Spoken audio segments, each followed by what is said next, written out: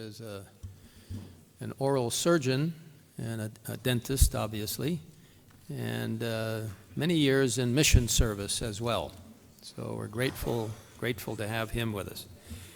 All right, we're going to try to move quickly through our agenda. I think the next one, unless they are not prepared, we should have, shall we take the auditing service report, and then we'll move to the AWR constituency and write down on through a list that will take us to the end of our agenda. So if we can have Tom and Paul share with us, then we will get into this. It's a good thing our building is heated, or we'd have to huddle together to stay warm, looking at all the gaps around. But we're glad some of the faithful few are still with us. It is a privilege of mine and a distinct honor to serve as the vice chair of the General Conference Auditing Service. And some of you might roll your eyes and say, well, why is that so? I will tell you, the team that we have in auditing, led by Paul Douglas, who will speak in just a moment, is first rate. I see their work from all over the world and interact with them on a regular basis. These are consummate professionals who know what they're doing, and their reports are, in fact, highly, highly reliable. Paul Douglas, the director, is on the verge, if you will, of receiving his PhD. I think he's got some paperwork to do yet, called maybe a dissertation. Just a little thing like that. But Paul brings to the table not just expertise in accounting and auditing. He brings a heart for the mission of this church, and that's what drives him to work every day. So Paul, share with us from your heart to ours this afternoon as we look at the absolute necessity, the vital necessity of the auditing role that gives assurance and builds trust in the accounting records of our church. Paul, please. Thank you, Elder Lemon. Brother Chair, I want to respect the requirement for me to report to this body, but I also recognize that I'd be speaking to the remnant today, so I'm going to... But these are very faithful and very filled with integrity. Amen. So you should be very happy. But I'm going to be mindful of the time and try to tailor my comments to some of the key factors that need to be shared to place this document on the table for discussion. You should have received by now the annual report booklet in your hands, and I'm going to invite you to turn to page 12 in that booklet. And that booklet will show you that 60% of our portfolio was either completed or in progress at the end of 2018. On page 13, it will show those items or those engagements that were completed and those that were not attempted. And you will notice there that most of those that were not attempted were educational institutions and 189 conferences and missions. In future reports, we intend to take a look at these areas and identify what risks are there in these organizations that have not been attempted at this point. It is our hope with the current model of financing the organization of GCAS to be able to hire the qualified personnel to attend to these engagements. I turn you to page 15. Of the reports that were completed, 59% of those reports received a standard unqualified report, commonly known as a clean opinion. 32% received a qualified opinion, and you can read the definitions of these types of opinions in the margins at your convenience. 1% received an adverse report, and 8% we were not able to give an opinion, and we call that a disclaimer of an opinion. On page 17, we are also mandated by this body to provide a report on policy compliance with some specific policies that have been determined by this body for us to test on every engagement. And for all the engagements that were completed in the year 2018, 79% of those engagements included an instance or instances of violations with those specific policies that we refer to as the core financial policies. And 21% of those organizations that were audited did not contain any such instance or instances of non-compliance. Now I invite you to move to page 19, where I'll just highlight for you some of the most frequent reasons that we provided a modified opinion, reporting a violation with core policies, and also documenting reasons for internal control deficiencies.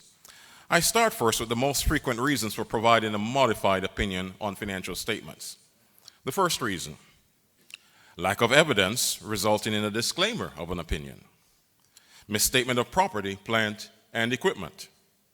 Lack of evidence for accounts receivable. Lack of evidence for revenue. And lack of evidence for property, plant, and equipment. And when we add up all of those percentages, it totals 47% of those reasons are embodied in just these top five reasons that are shown here. I go next to the most frequent reasons for reporting a policy violation with those core policies that I mentioned before. First, insufficient monthly financial statements submitted to governing committee and administration. Audit committee missing or improperly constituted. Conflict of interest statements not signed by all committee members and other designated employees. Insurance coverage not in harmony with requirements, and service records not all updated and signed.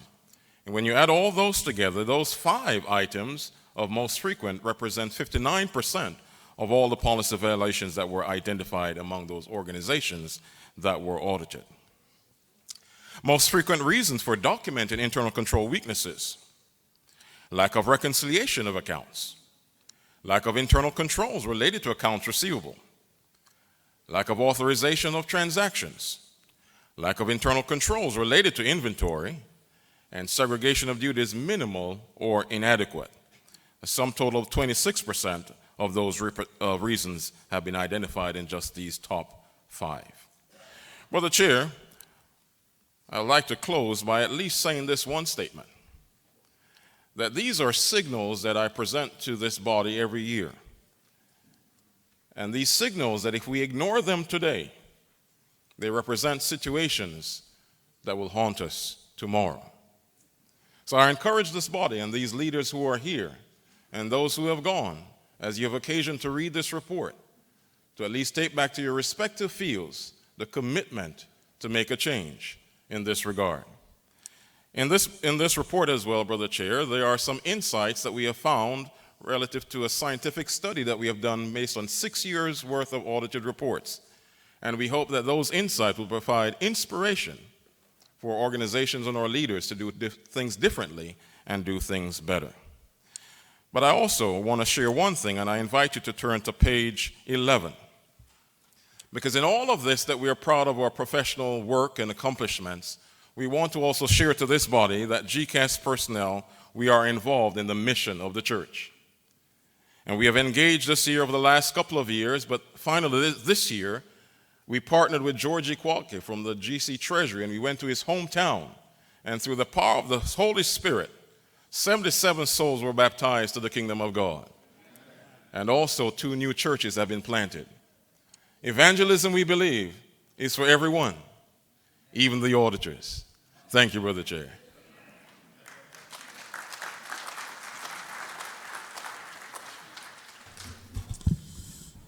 I would move the receipt of this report by this body.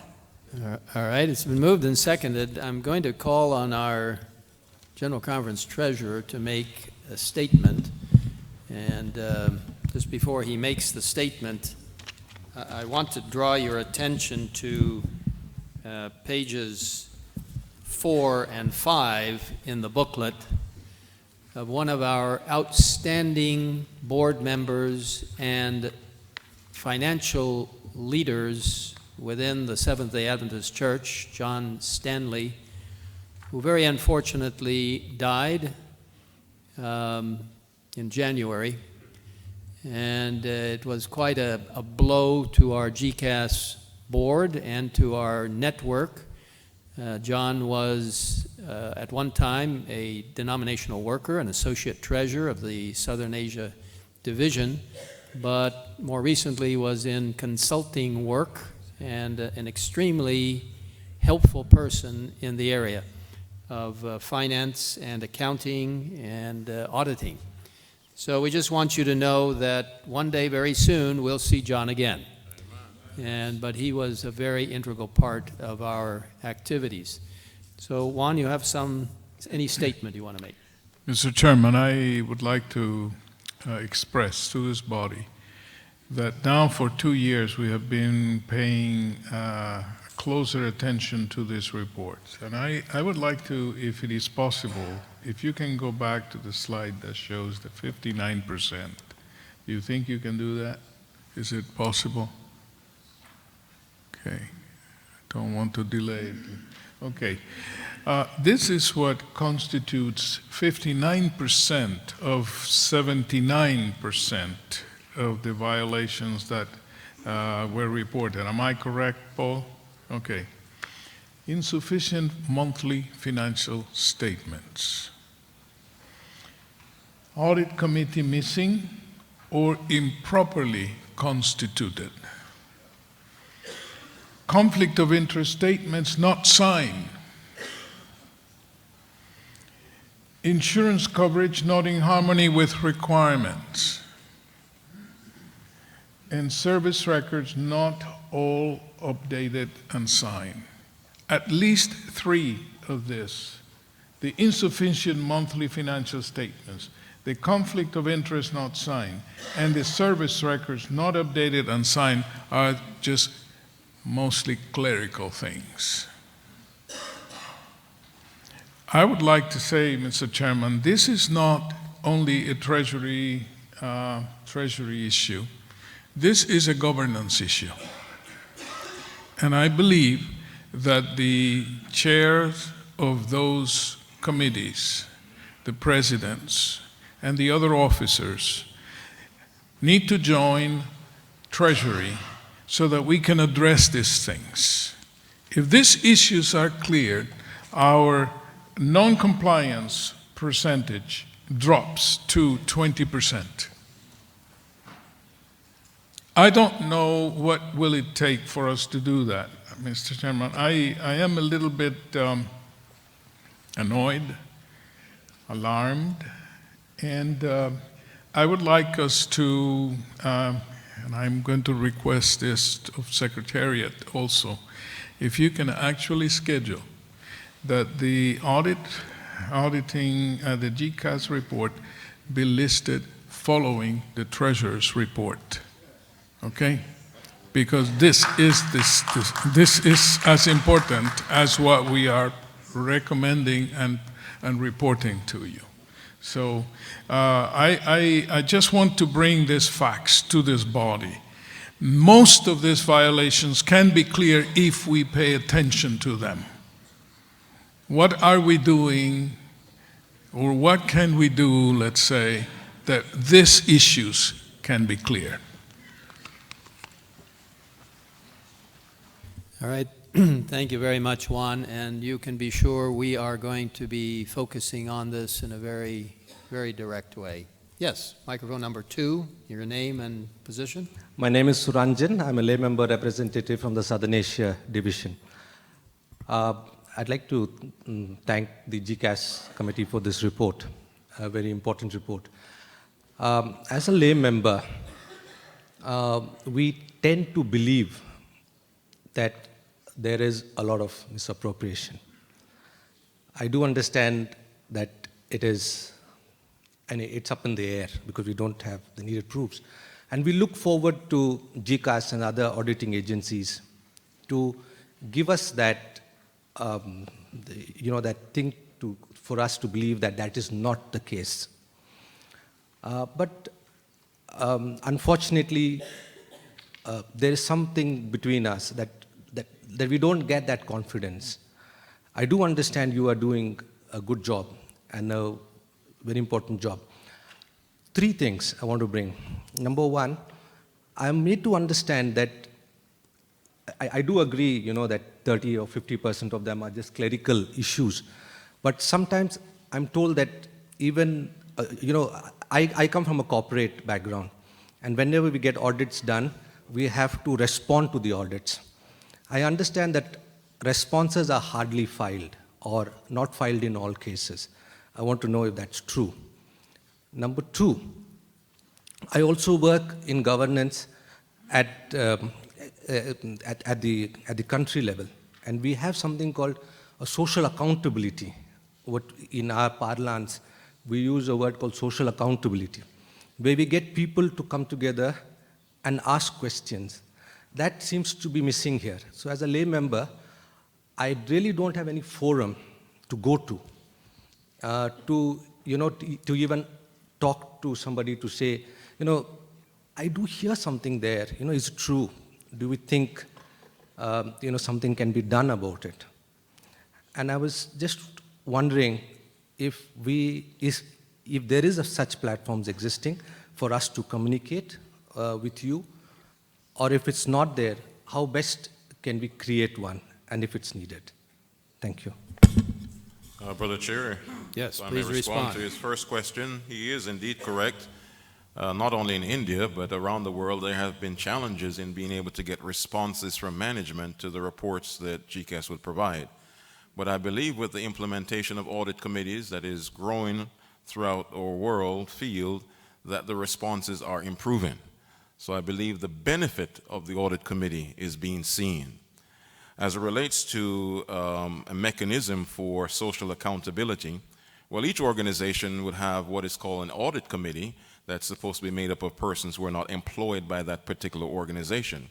And if those function, I believe some of the concerns that you have raised would be addressed. But beyond that, for other persons who might have interest or concerns, you can definitely contact me directly.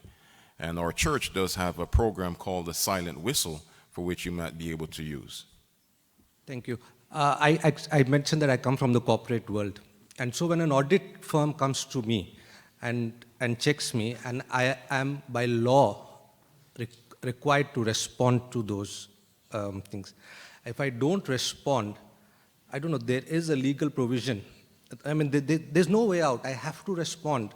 So coming from that background, I really don't understand why this is not being enforced, number one. I'm happy to hear that it's good, that it's getting better. But for me, getting better is not the answer. For me, it is governance, and it has to be enforced. May I, Mr. Chairman? Sure, go ahead. The difference between government and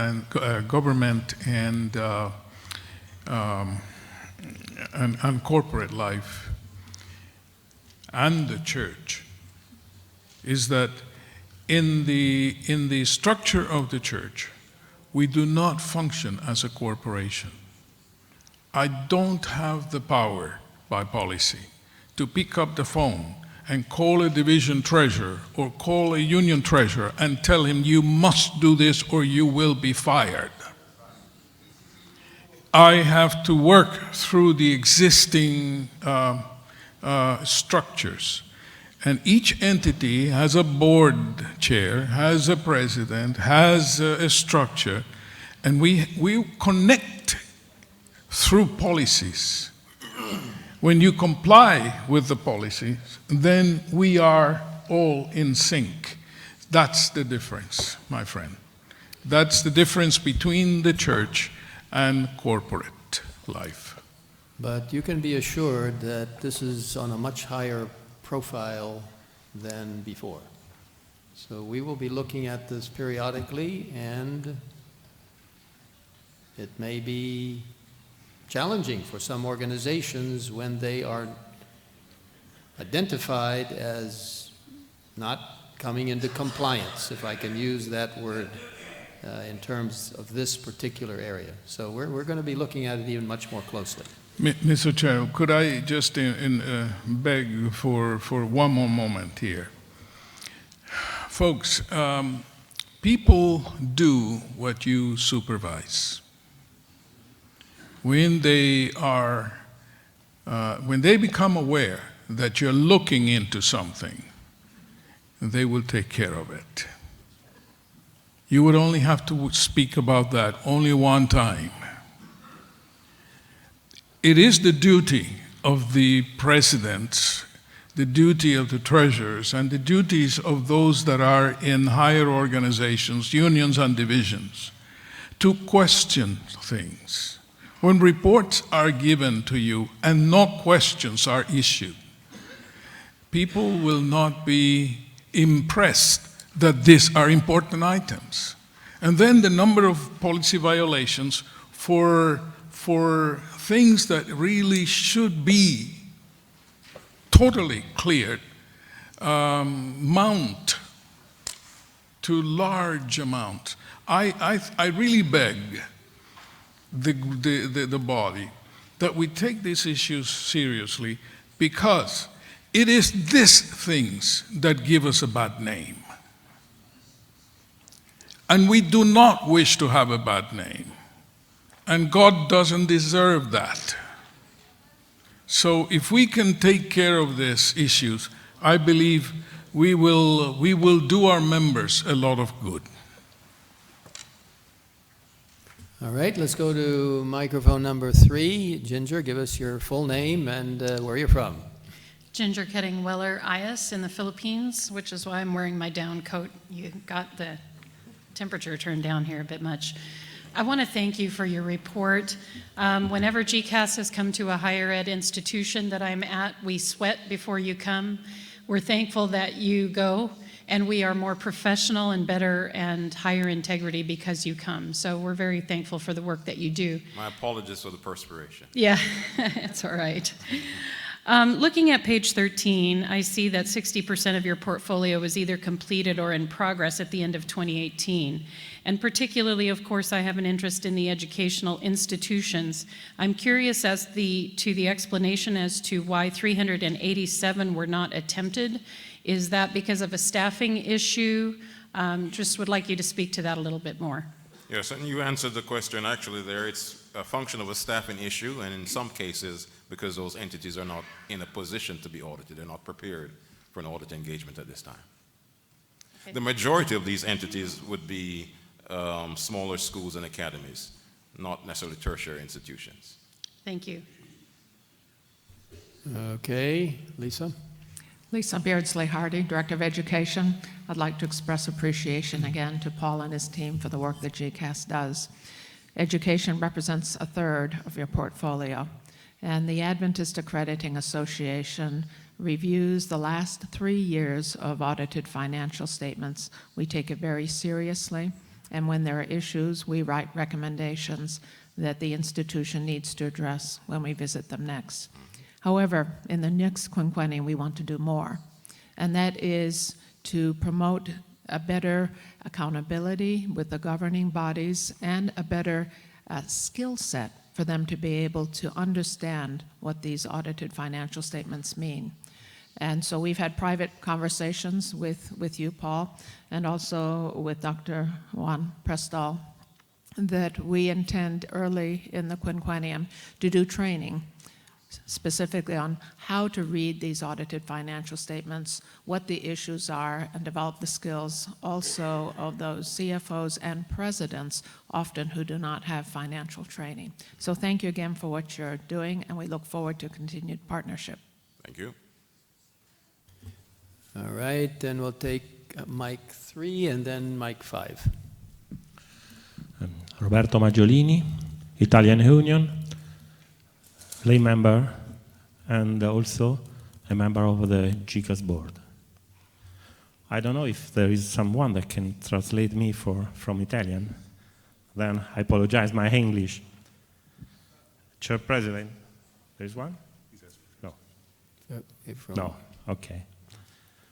Chair President, I'm amazed. Excuse me for a minute. I don't think we have, well, I see some people in the translation booths, but okay. Italian, it's Italian, huh? Yeah. Yeah, well, we don't have any in the, no Italian, so. I hope in Martinelli, Mario, but he's not here. Okay. Try it in English. Okay. Or is there somebody here? Okay, all right. Sono meravigliato che non ci siano provvedimenti nei confronti delle unioni o altri dipartimenti che non hanno rispettato i nostri regolamenti. I'm going to pass. I'm too tired to actually translate this afternoon. Okay. I'm amazed. Yeah. Okay, I try. The only words we know, buongiorno, bellissimo. Please, Okay. go ahead. I'm amazed that there are no provision against the unions or other departments that are not in compliance. I wonder if we are not making difference from some union and this union. In Italian we say we have two weights and two measures. We know these figures from many years. Are not the first year that this union are not obtained our RALs. Why?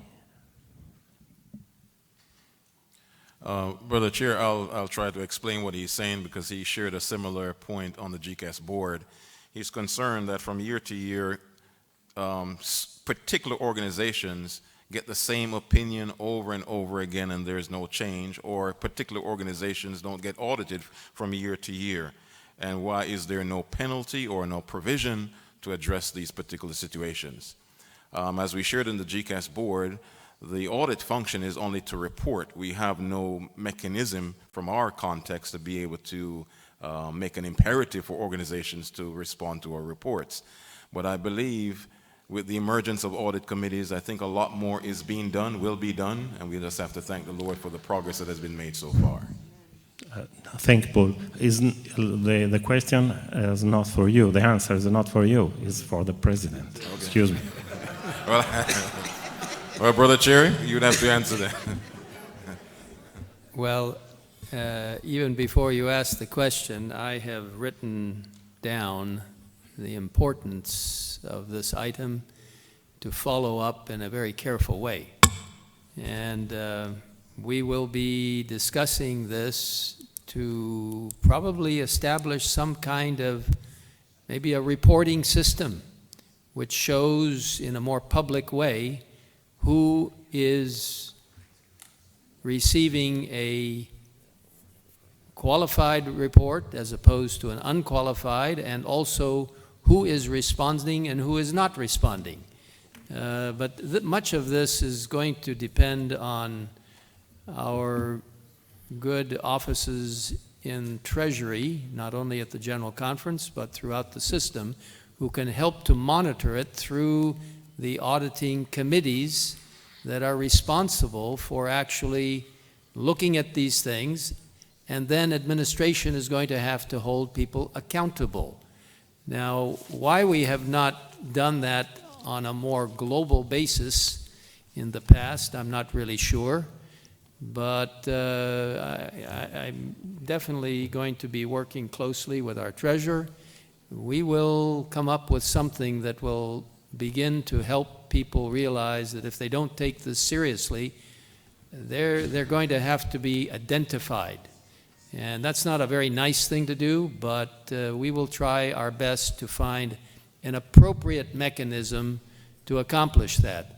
Any of you who have been on the receiving end of an audit interview or exit interview, as they call it, from the auditors, and then you receive the actual material, if you're an institution or an organization, I know we have taken it very seriously. Why some people don't take it seriously is a kind of a mystery to me. But we will dig into it, and we will begin to put into effect some measures, recognizing that the General Conference can't monitor everybody, but we will be depending on the system. But you can be assured that I'll be working carefully with our treasurer, with our secretary, and then a larger group. Okay, let's go to microphone number 5, and then we have about 3 more, and maybe we can then vote on this. Okay, the name is Kern Tobias, Inter-American Division.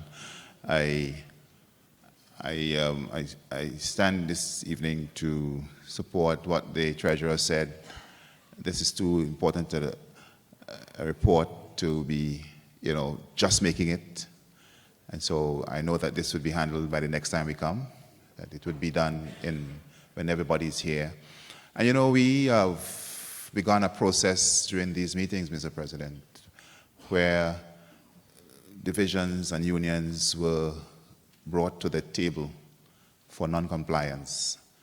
And the whole issue of trust is so significant to the ordinary member, especially the lay folks who are on this committee, that there should be some attempt, some deliberate, intentional attempt to make sure that there is accountability through the same channels, the division leaders, down to the union, down to the fields. But this is a big issue, and I rise to lend my voice and also my union's concern for making sure that there is a strengthening of these systems of the church, especially financial at this time, when there is going to be a financial crisis across the world. Thank you. Okay, thank you. We're going to go to mic number 3 2 times, and then to mic 4. I am Titi Okran, President of Southern Ghana of WAD, or WAD. I also want to add my voice to appreciating GCAS, and especially thinking of the fact that the chair, the administration, or the General Conference in general are thinking about what to do. In an area where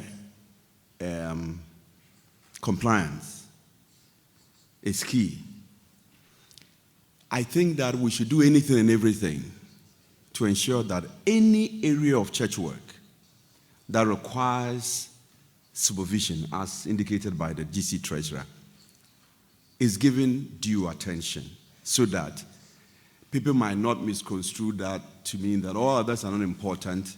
It is only this one that is very important to the administration of the church. I believe that somewhere in our policy books, there will be something somewhere that will follow up the GCAS work that would ensure that things that must be corrected are corrected. And so I am of the opinion that we task some people to help the GC administration to develop something that will be institutionalized across board, from GC to division to union to conference, to ensure that what GCAS, the report GCAS turns out, are followed through and people are held responsible and are supervised to do it. The president and his team are very busy people. Now, if we wait on the chairman, what the chairman said, that we will follow up, he and the treasurer and others will look at things, it might be difficult for us to see anything coming out. Because this thing happened at the last annual council, and people said when it's about women-related issues, compliance of actions of the General Conference things, we are serious about it. But when it comes to audit, a lot of people are not doing the right thing, and yet nothing happens.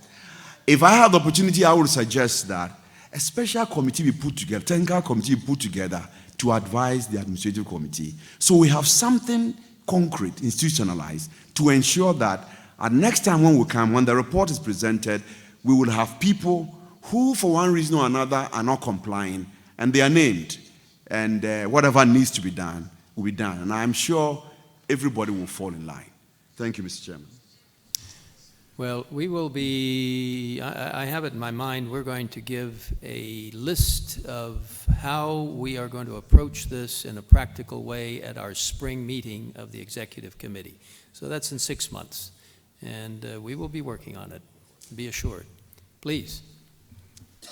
Thank you, Mr. Chairman. My name is Esther. I'm a GCAS board member from ECD, and I've been in this board, and over, we have seen the violation of core policies, the weaknesses in the internal control, and reports are not very pleasing, as we have seen. I think now is high time really to take action, because we know what to do when people are violating when people are not complying. So I think it is high time now really to take action, and the responsible entities to take real action when these entities are not having, are having very weak internal controls and are not into compliance with especially core policies. Thank you. All right. Microphone 4, John. John Thomas, General Conference. Mr. Chairman, I happen to know several unions and organizations that for at least the last 10 years have had unauditable finances, and yet the business manager or treasurer of that organization is well qualified with a master's degree and even an MBA.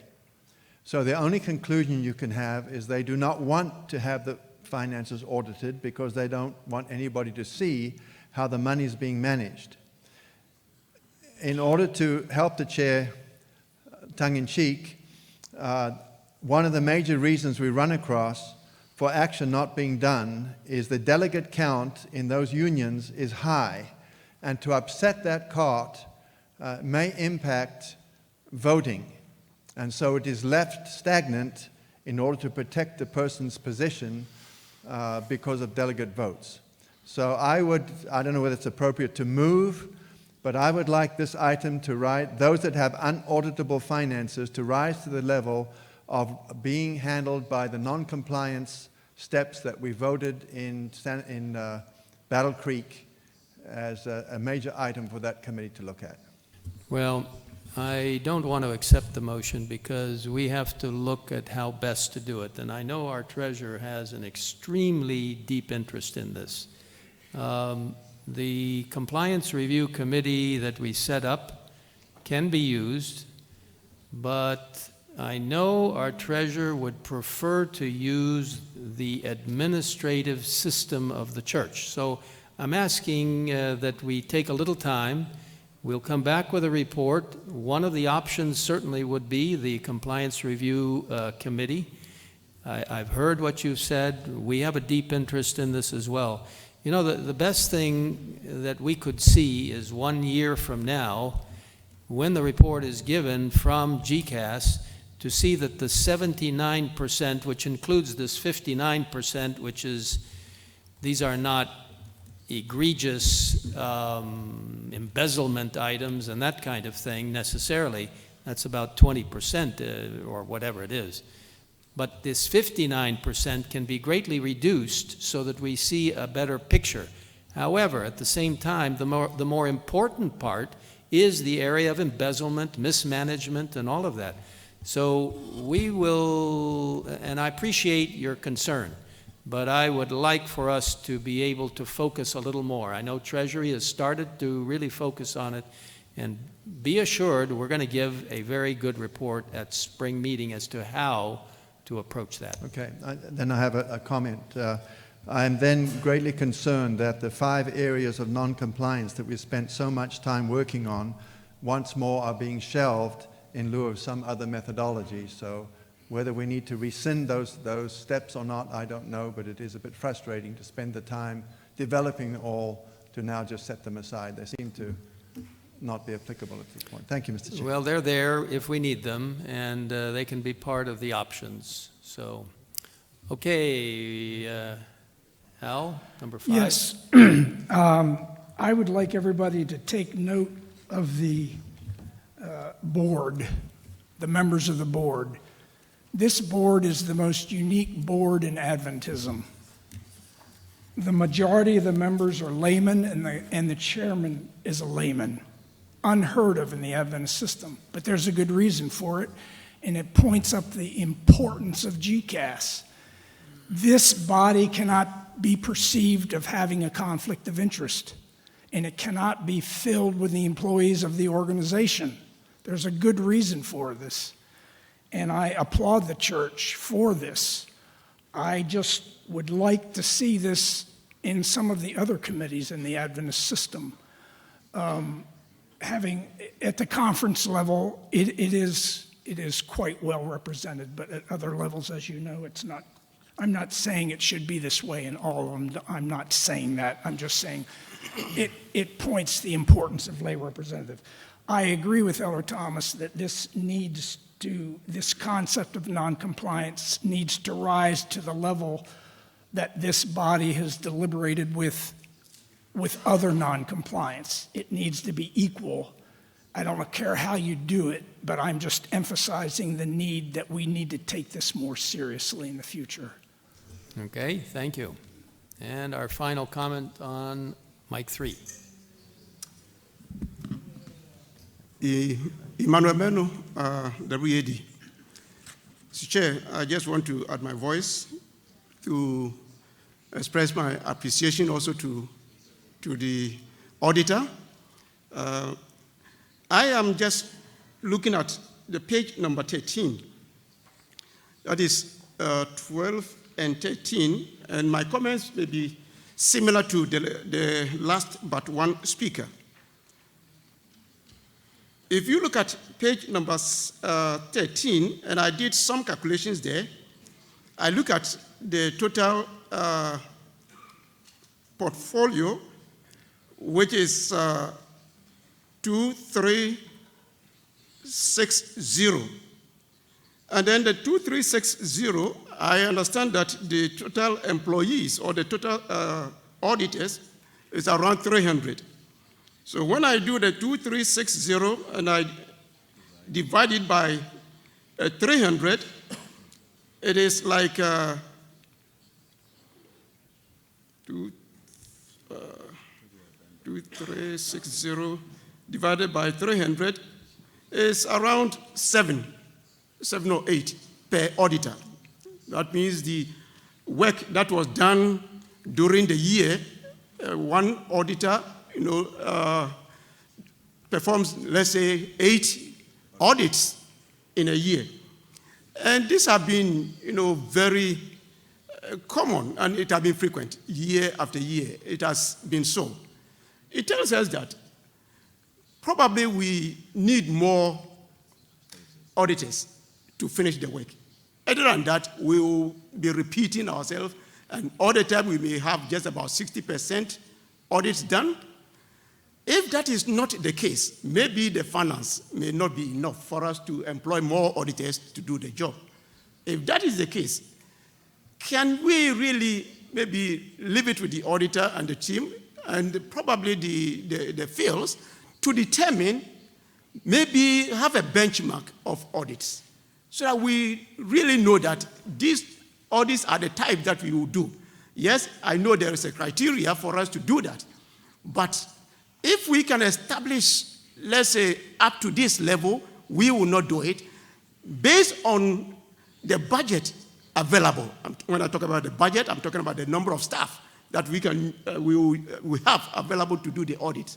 That will probably help us so that we will know exactly if the work is too much for them or if it is too low, then probably we can do that. But I think we need to look at it. Looking at this one and having just 10, maybe less than 10 audits per year, probably we need to look at it.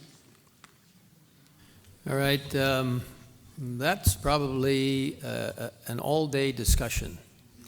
Let me just make a couple comments. If Paul, you want to say something, and then probably we need to vote this. But several years ago, the General Conference made a very strategic change in how much money and how to fund GCAS. And an enormous amount of money is going towards the GCAS system worldwide. Is it enough to create enough auditors? And incidentally, the gentleman that was speaking is our treasurer, of course, from WAD, but he's a former GCAS employee. And so he has a real interest in auditors. But do we have enough money to hire enough auditors to join the GCAS system to cover everything in the church? The answer is obviously no. So selective audits need to be made, and they need to be strategic ones. How we handle this in the future, because enormous amount of money is being poured into the worldwide system of GCAS, which is important, very important. How we deploy that money and assign it so it is most effective, and then the other side, how to get the responses and the corrections done on the actual audited organizations That's another big key, but that doesn't involve finances for GCAS, but it does involve follow-up. I don't know, Paul, do you have any other comment? Yes, Brother Chair. I believe what Manu was saying, Elder Manu, Pastor Manu, was saying that we should have some criteria as to how audits are selected. That criteria actually already exists. But we are in the process right now with the intent by spring meeting of 2020 to refine a framework that is a risk-based approach to identify which audits really should be selected, and to work with the division administrations as to how to manage the costs for GCAS so it can be mutually agreeable.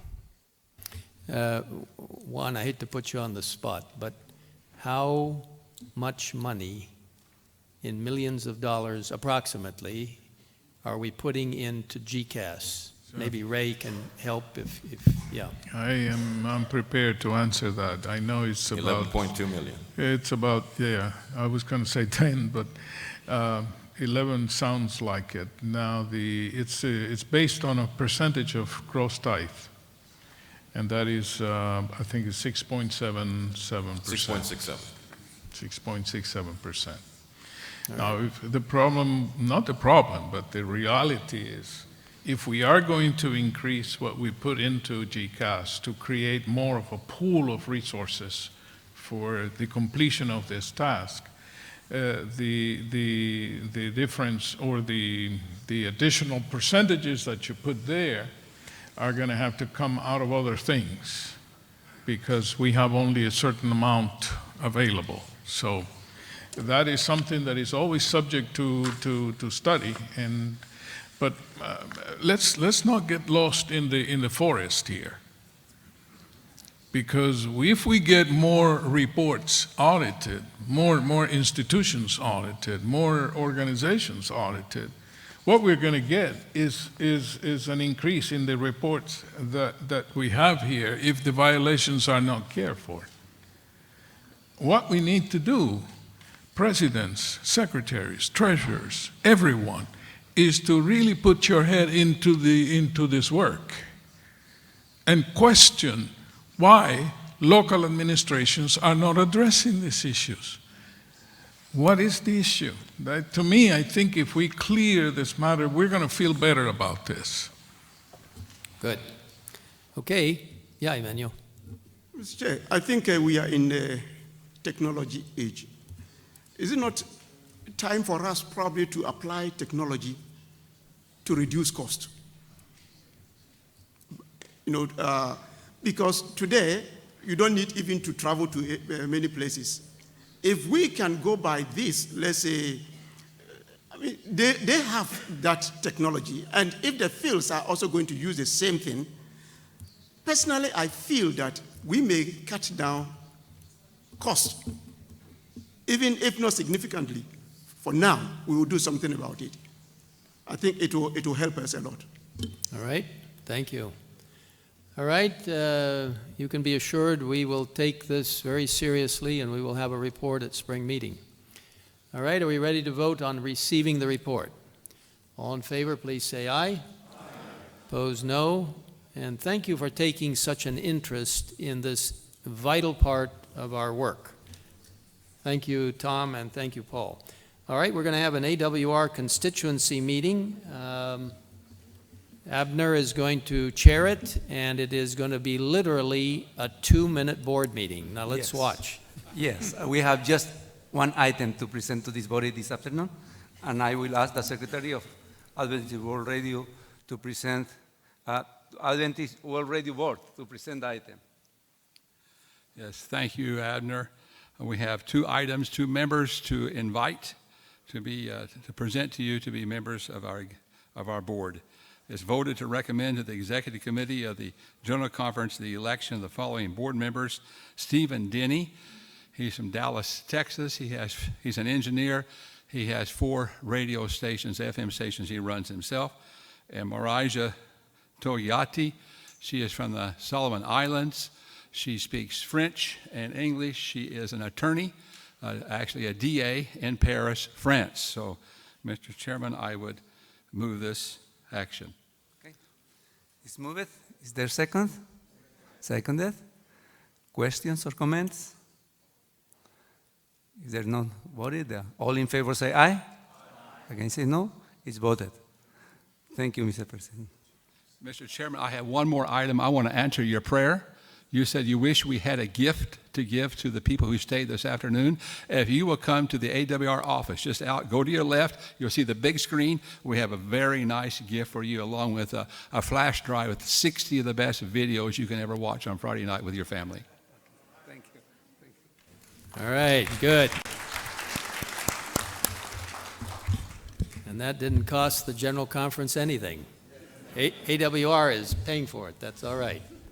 All right. Thank you very much. GT and David Trim, do you have presentation on the Encyclopedia of Seventh-day Adventists? Brother Chairman, if I may, GT has asked that I introduce myself. So, thank you for the chance to share with Annual Council some developments with the Encyclopedia project and also give you a first glimpse at our website. But Brother Chairman, if I may, I just appreciated your asking us to pray for those traveling. Accidents can happen even in this area. Night before last, I got hit by a truck on my way home. My car was sideswiped. Fortunately, it hit the passenger, the back door. If it had been a little further forward, it would have hit me. And I would have been in hospital instead of just in a bit of pain. But consequently, I apologize if yesterday and today my comments, I apologize for the fact that they've been somewhat less clear than I would have liked. And in this report, I will pass over in a moment to two of my colleagues. I do want to just give you an update, though, on where things stand with the Encyclopedia. Thus far, we've heard a lot of reports that tell stories of unalloyed success. And I'm going to be a little more candid about the Encyclopedia. It's a mixed story. We have suffered a considerable number of blows over the years. In fact, at times I've thought of Shakespeare's comments about the slings and arrows of outrageous fortune. Suffering loss of staff members at a critical phase. We had one of our regional editors imprisoned wrongfully on trumped-up charges. And also, it's probably only in the last 12 months, Brother Chairman and colleagues, if I may say this, that we've really felt very strong support from around the world. So where does that leave us? We have 8,000 articles, approximately just over 8,000 articles identified for the Encyclopedia. At the GC session next year, when we launch the website, we expect to have 2,000 articles online. So we're some way short of our goal, but the old Seventh-day Adventist Encyclopedia, which the new encyclopedia replaces, had approximately 2,000 articles. So we will actually have a work the same length, but with articles that are, I'm happy to report, much better researched, much better written and authoritative. And the work then will have to continue beyond that as we fill in the remaining articles. The fact that we will have 2,000 articles, Brother Chairman, is due in large part to the Herculean efforts of Dr. Dragoslava Santrak, who's the managing editor. But we also have received increasing support from the world field over the last 12 months, and I thank those of you who have taken a personal interest in the Encyclopedia for the effort that you have put into it.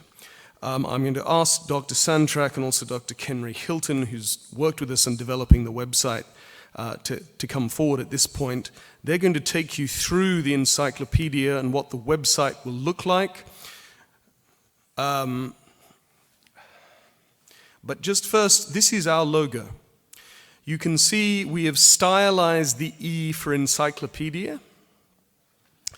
And I hope that all of you are technologically savvy enough to recognize what we've done there. This is the menu button that if on any iPhone or other smartphone or on a tablet, is the button you press to get more information. So we like that idea of the encyclopedia as it were, a metaphorical navigational menu for Adventism. We want the ESDA, the Encyclopedia of Seventh-day Adventism, to be the starting point for anyone trying to find out information about Adventism, whether they're from within the church or from without the church. So we see the encyclopedia as, in a sense, the menu of Adventism. And that also provides the opportunity to use the symbol itself as an actual menu trigger on the digital devices. And my colleagues will now share the website with you. We're pleased to unveil a sneak peek at an early preview at the website for the encyclopedia. Now, I want to emphasize, the encyclopedia reflects our rich history, but we wanted to make sure that the design is modern, it's clean, and it has a minimalistic design that will eliminate all distractions and allow users to focus on the things that are most relevant. So as you can see in here, the central or the most pivotal interaction point, which would be the search bar, is up front and center, and that is what users will use to search for articles. Now, to the left is our navigation buttons, which you can get links to contact information or our partners, and then we also have links to our social media connections, such as Facebook and Twitter, that allows users to connect with us through those platforms. Now, the image changes based on, periodically, so we'll have different articles that will be featured at any point in time. So whenever a user visits, they will see something different, and they'll be able to read that article and get more information about that. Now, you have a simple search, but we also have an advanced search that will allow results to be filtered by category or by division. So if you want to search for just biographies or just institutions, you'll be able to do that. Or if you want results from just a specific division, you'll be able to do that as well. Now, your search results will show up similar to what you'll see next, which is where you'll have a list of results, and they are titled as well by you'll see the title and a brief excerpt, just the first line for each article will be shown. In addition to that, if there are any images that are available and related to that image, a thumbnail of that will be displayed in the right as well. So you'll be able to see that easily and be able to, it gives you a more visual or more pleasant visual design then. Now, by clicking on an article, we'll see here, this just gives you the article in its entirety. And one will be able to scroll through and view the article and see not only the article, but the contributions, notes, and different sources that help to bring this article forward. Now, if there are photos or media available, those will be shown as well, and one will be able to click on those and to just get additional information or to bring up an image viewer where you can click left and right and just go through the different images that are available. And in addition to that, we also have thumbnails of those images to the bottom as well, so one can navigate using those thumbnails. Now, so this gives you a little brief introduction to how the website will function and how we'll go about. I'll just give you another example or a brief example from another result, which is we'll look at Babcock University. And in this, one other thing that I would like to highlight is just that the author, you can get additional information about the author by clicking on the author name, and that will bring up the author bio, which I think it's a very nice feature that will show you just appreciation for the article, the author, and what they have, the work that they have done. And this gives just a brief sample and a preview as to what the encyclopedia will look like. We're very excited to present that to you so you can have an early preview and see what is in the works for this project. Right, so let's go back to the main page. Oops, I'll go back. So will you help me please with something is missing here. All right, thank you. All right, so we are back to the website's main page. We hope by God's grace that we will present to you an operating website at the spring meetings and launch the ESDA online at the upcoming GC session. By the way, on the photo here, this beautiful lady is Amalia Galadzeva-Lebzak, a lay pastor in the Soviet Union. Amalia's husband, Alexei, who was a pastor, was arrested on the charge of religious propaganda. In the face of adversity, Amalia did not hesitate to continue her husband's work. Eventually, she too was arrested. While her husband was released from prison several years after his arrest, Amalia was executed on February 4, 1942. In the current encyclopedia, Amalia is only briefly mentioned, just 8 words in an article about her father. The ESDA will tell her story. There are many, many more stories from all parts of the world that must be told and preserved from your territories, and we look forward to publishing them and sharing them with the church and with the world. The ESDA website will have a responsive design that will enable it to adapt to different screen sizes, the laptop, mobile phone, tablet. Users who will browse the ESDA website on their mobile phones and tablets will have a beautiful viewing experience adapted to the size of their device.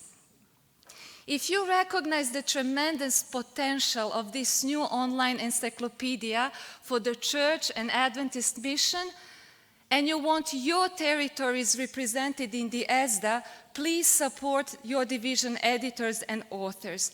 There are several areas in which you can help, as Dr. Trim will share with you. Thank you, Dr. Sandtrak. Where do we need assistance? Translation is a major one, and we appreciate the assistance we are receiving from divisions, but at times, with there being multiple languages within divisions, we may need help from unions as well. Some divisions we know have contributed tens of thousands of dollars in effect by paying for translations, but we continue to need this. If you receive a request for assistance with translation, please help us. We don't want articles to be written by the best person who can write English. We want them to be written by the best person. But then they need also to be translated into English in a way that will communicate their work. Brother Chairman, what I'm about to say next will seem like a minor scholarly point, but this is a scholarly work, which is we need help with bibliographical scrutiny and with copy editing. We are inevitably using many authors who have never written a scholarly work before, but they have passion and enthusiasm. But what that means is that when they submit their works, the endnotes and the bibliography are not always of the highest quality. And often they are citing works that are particular to a region or an area. So that we are simply not staffed in the main office to check every missing citation. Also, some of them are things that we just wouldn't be able to find even searching on the internet because they reflect a work that is known in your area, maybe a magazine, a church paper that was short-lived. So, Brother Chairman, I make the appeal to my colleagues from around the world, including the union presidents. Again, if you receive a request for help from your consultant editor, who is normally the division secretary, please respond. We want more photos and images. I hope you enjoyed the images we did see, especially of Amalia Galadzeva-Lobsak. There's an example of a photo most of us have never seen. Even F.C. Gilbert, who I think is the photo we're seeing here, is pretty not known. We tend to see the same half a dozen or a dozen Adventist photos again and again. If you are aware of photographs in your union headquarters, in the upstairs perhaps, the loft of your union or division headquarters, make contact with your regional editor. Again, the division consultant editor will be able to put you in touch if you don't know who your regional editor is. we have a system for uploading them, and they will go and illustrate the articles. So the articles will not only tell stories that have mostly been forgotten and are largely unknown, but they will show you the people, and that has a quality, of course. Finally, a lot of articles are overdue, including mine. So we do ask you to encourage authors to complete their articles. Again, very often I'm looking and seeing some of you, you have assigned people to write the article on your union or your country.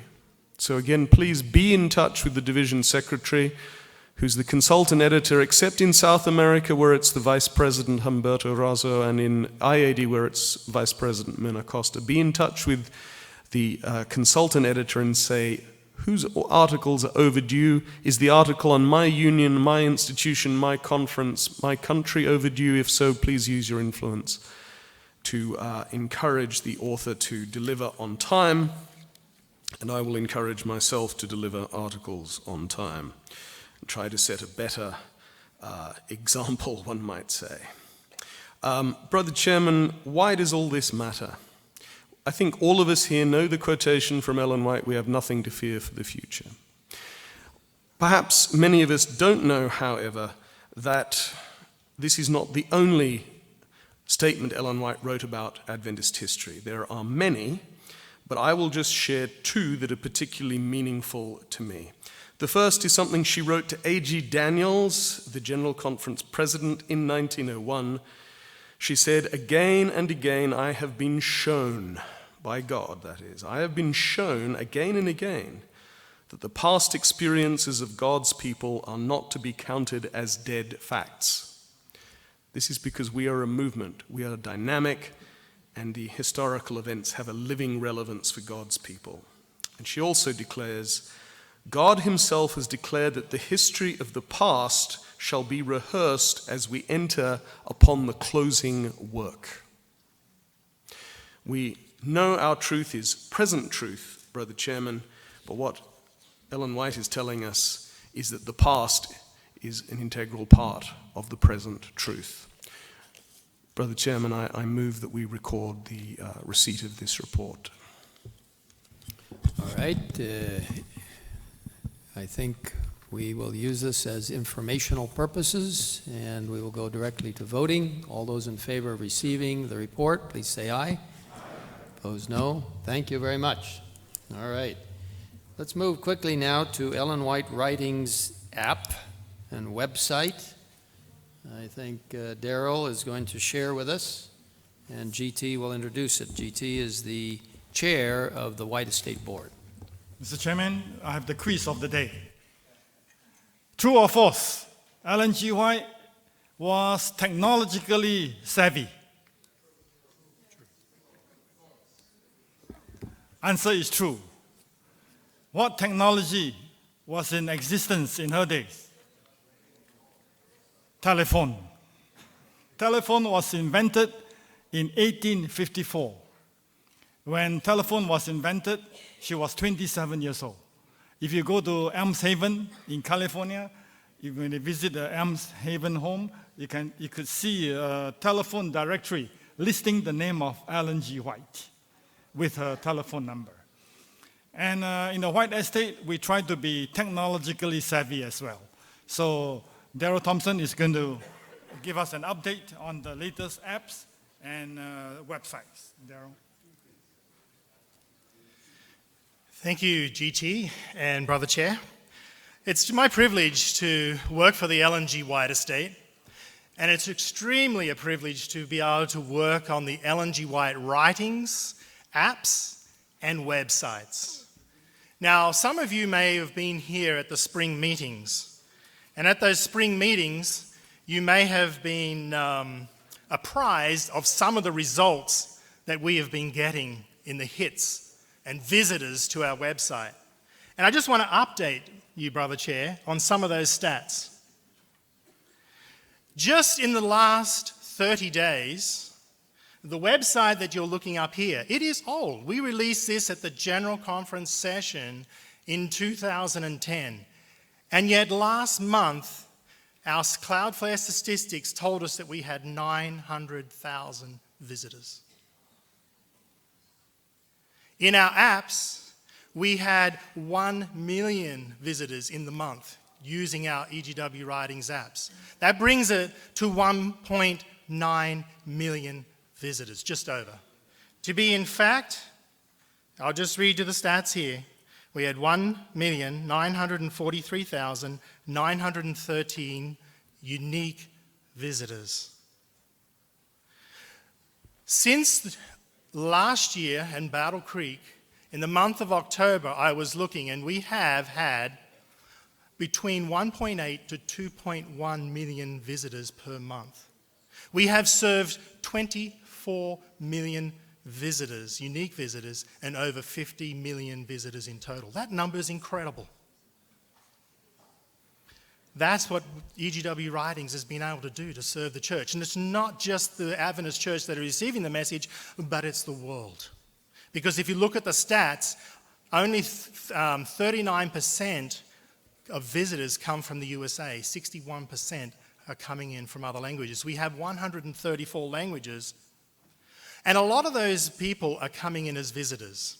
We have Chantel Klingbeil that works in our youth, and you can see up here with our Instagram account, a lot of the posts and things that she does, and the number of likes and the number of visits, we have 700 to 1,000 visits. On our Facebook posts, we have 5 to up to 25,000 people like our Facebook posts that we do. A lot of people coming in through social media. And as such, I have a video that I want to show you as an introduction of EGW Writings. It's a very contemporary, so I'll warn you. If we can play that video now.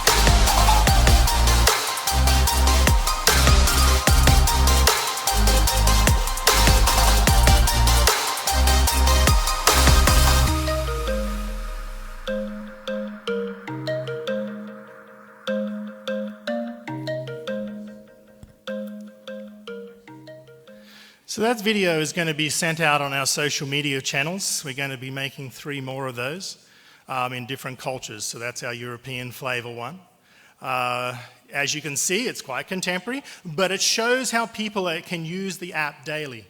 And you would be amazed at the number of people that are using our app, listening to the audiobooks and streaming and using subscriptions. In fact, we have over 300,000 subscriptions delivered every day through our app. So let me just show you a few of the highlights. We'll run down. If we can roll the second video, please.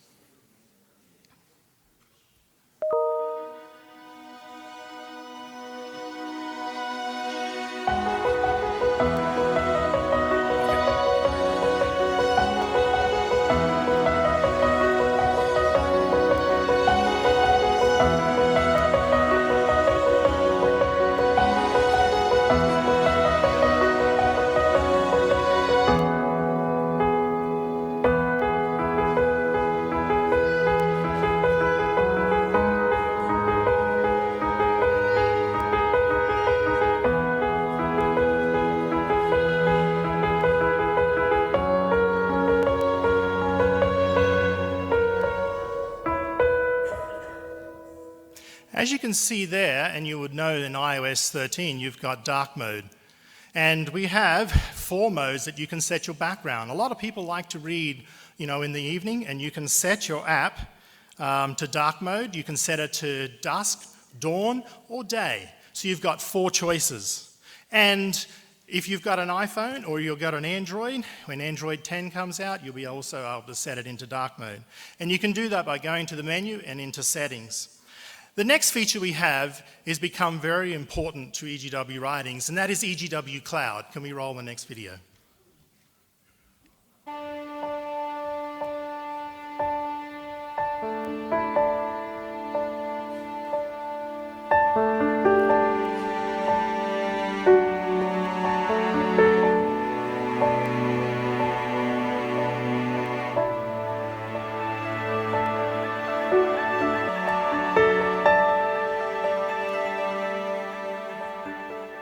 So you notice there, what is EGW Cloud? Simply it's this. When you create an account, you're probably familiar with having a Google Drive account or an iCloud account. What does it do? It stores your user information in the cloud, and we use those services for many years. The problem is what do you do if you have a Mac computer or a Windows computer or an Android phone or an iPad tablet? How do you get the information between these different services? Well, EGW Cloud enables you to do that. When you create an account and you sign in, I can get my information from my study center on my Mac, on my iPad, on my iPhone, on my Android, my Windows computer. On all those platforms, your information follows you. But not just your study center. You also get all your history, your listening history, your user history, your search history. And all of that information will follow you from platform to platform. And there are many people, especially in the younger generation, that they're always on the move and they need access to the information wherever they go. That's what EGW Cloud enables you to do. Roll the next video, please. This is My Library. This is a brand new feature which we're rolling out in the coming apps. And I'll give you the reason why we've worked on it.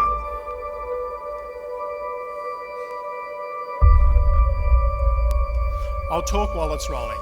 A lot of people have used EGW Writings for searching, looking out for that favorite quote, or looking out for a certain passage, or trying to reference a quote from a sermon that the pastor is giving, or from the Sabbath school lesson.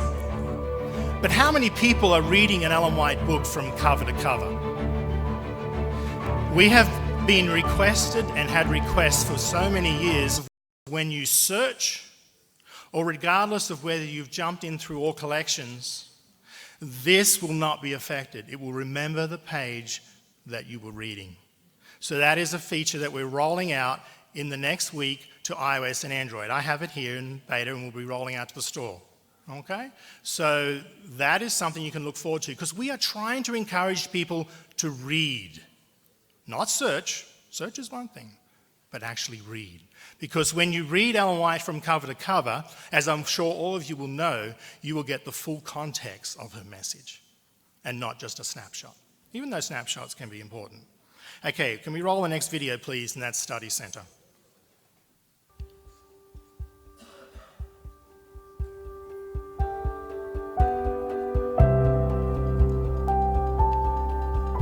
And all these videos I'm going to be releasing on our YouTube channel, youtube.com/EGW Writings.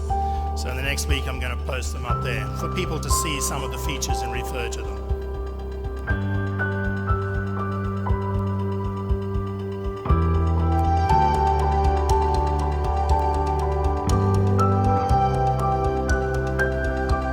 Now you notice when you go into your study center, you can create a highlight, you can create a note, or you can create a bookmark.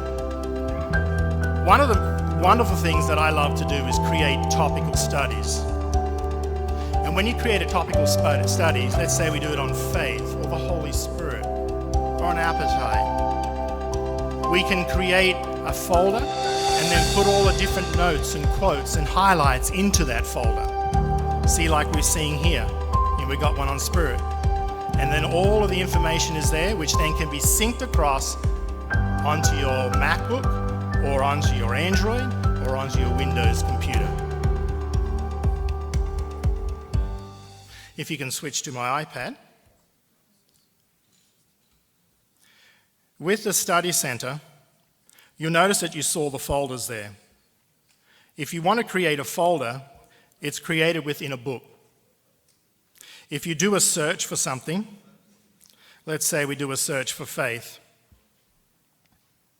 and I get the results back, and I scroll down, and you will notice on the iOS app there that we have color-coded Ellen G. White's research results in blue, Bible will be in red, APL will be in green. So you'll notice a different collection that your search results are coming from, so you know if it's specifically from Ellen White.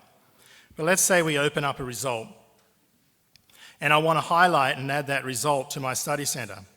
I can select it, run my finger through it. If you've got a long passage, it's good just to long click on the beginning, scroll down, and long click on the end, and everything in between will be selected and highlighted, so if you've got a long passage. You'll notice on the section as well that when I do highlight it, I have been making on faith a study center folder. So you see that little circle with the red F?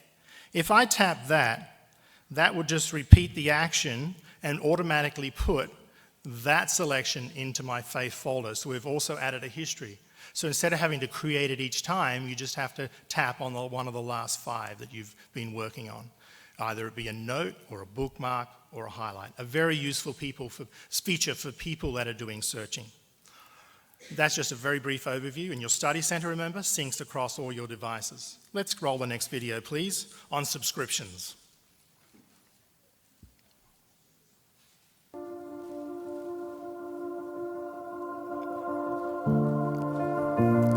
I'll just talk as we go along. You can get news, daily thoughts, daily devotionals, daily Bible readings, and read from Ellen White books.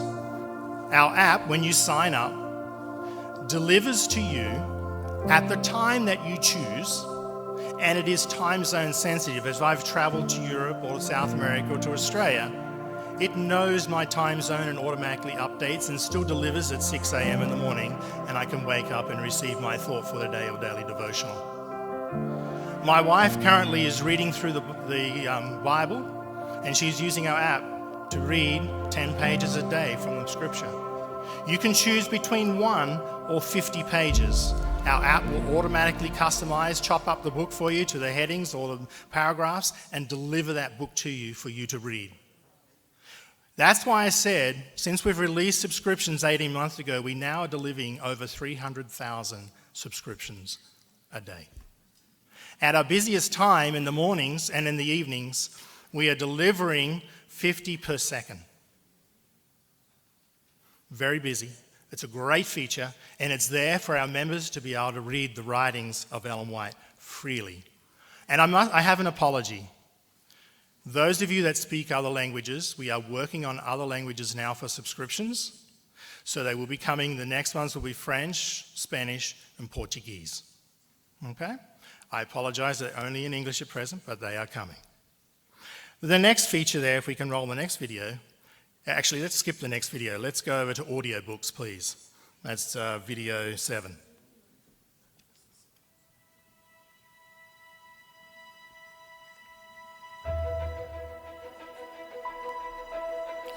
Audiobooks is something that we have worked very hard on delivering. It's very costly to have an audiobook produced. The problem is when you produce an audiobook, you have to get someone to record it, someone to edit it, and someone to master it, and someone to proof it. You've all probably heard of Alexa. We worked on a special algorithm which we send commands sentence by sentence to Alexa, and we get back a response, and we've built an audiobook. So we have 60 audiobooks, okay? But we now have every single book, all 125 books, digitized in audiobooks. We have all the devotionals, all 21. If you can switch to my tablet, I will show you here. I'll open up audiobooks.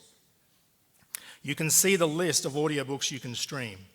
And as you saw in the preview video, you could see people that were advertising by themselves running, walking, listening to an audiobook while they're going along. But you say, okay, what if I want to stop that audiobook? It's not a problem because you can tap on your listening history and you can pick up an audiobook where you last left off. It's all there. There is no excuse, brethren, not to use it. Okay, I wanted to, I'll skip over that. If you can Let me switch in here. I mentioned before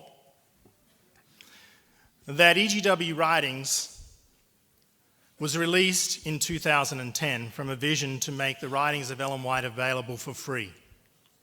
We are working on this new website. It is based on the same technology as our apps. As you see, much like David Trim's team from ASTR, and I applaud them for their new clean website, we are working on a new clean view of our website too. And this website is a working website. It's still in beta, of course, and we will release it in beta, but at General Conference session, we'll be fully replacing our old EGW Writings website for this new website. And we're rolling out 10 years after the original website was released. And we hope that it will not be just a writings website for people to come and visit, but we are going to be adding many, many features into this website. We're going to be making a landing page in which it has many of there'll be Bible studies in there because I know a lot of people come to our site. There'll also be a Search Plus section which will collate many of the other collections that people are searching and bringing up and make it freely available. So look forward to a beta release in January of the new egwritings.org website and a full release at the General Conference session. So there's just a few snapshot of some of the fantastic features that are available cross-platform on the EGW Writings apps. Thank you, Brother Chairman. That's my report.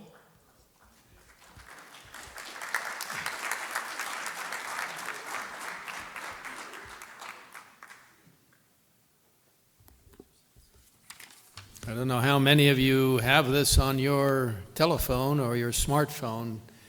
It's an absolutely invaluable tool, and I use it a lot. So I hope you've gotten some good ideas from this, and thank you, Daryl, for that report.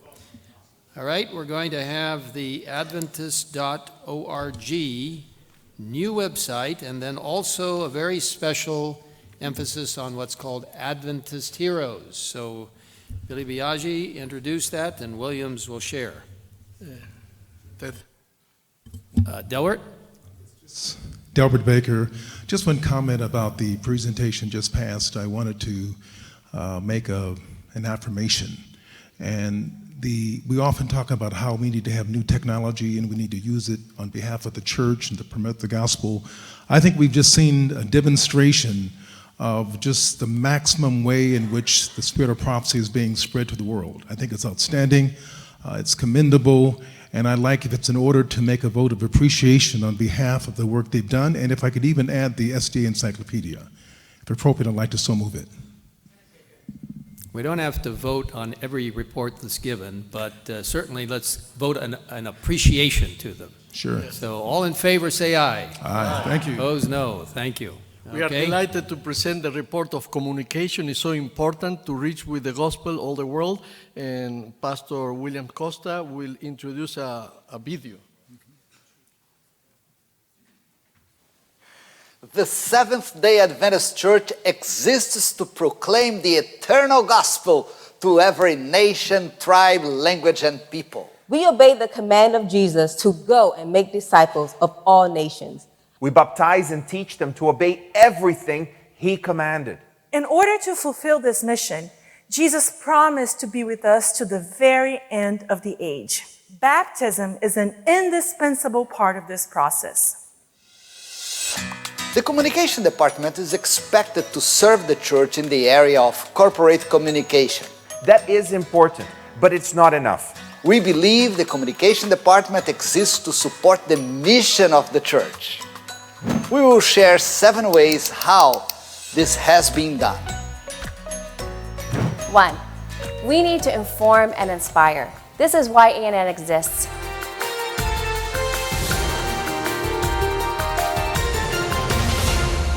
Thank you so much for joining us this week.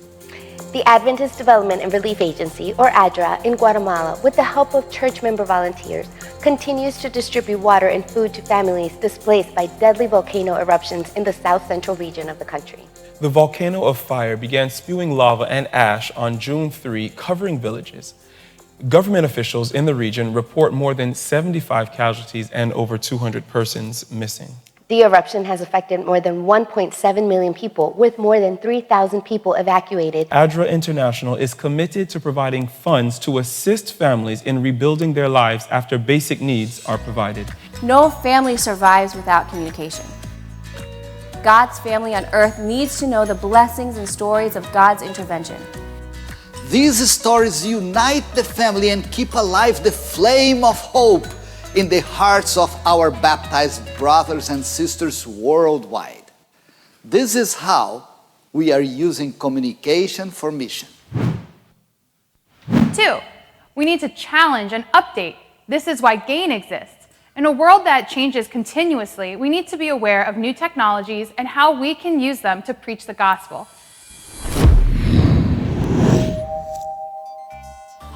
Every year, we research and discuss how email, Facebook, Instagram, Twitter, cell phones, augmented reality, movies, websites, and all other tools can be used for evangelism.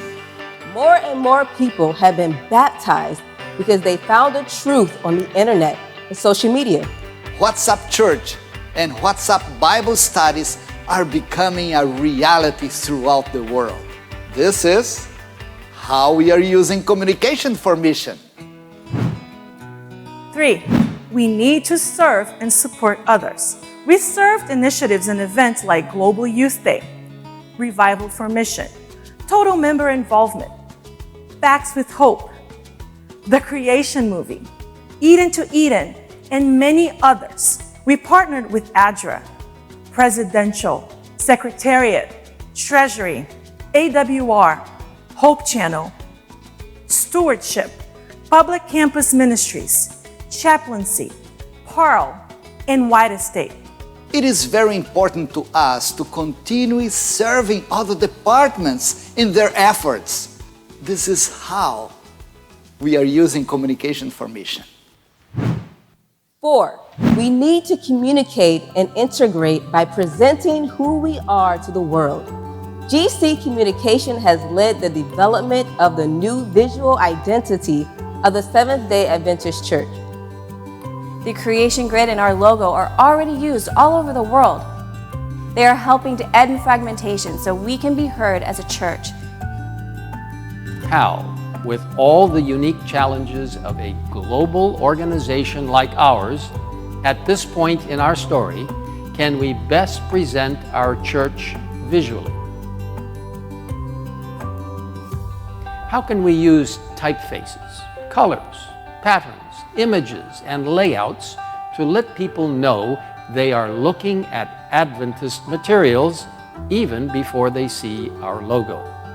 Most importantly, how can we create a system that is flexible enough to accommodate our diversity?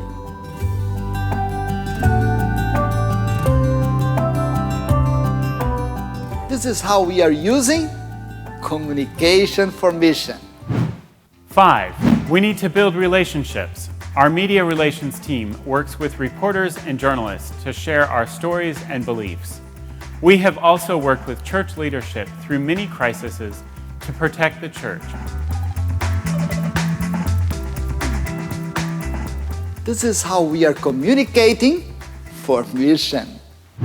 6, we need to train and motivate. There are over 160,000 local church communication leaders. ACT is a training program that uses conference, union, and division communication directors as the teachers. Welcome to ACT, Adventist Communication Training.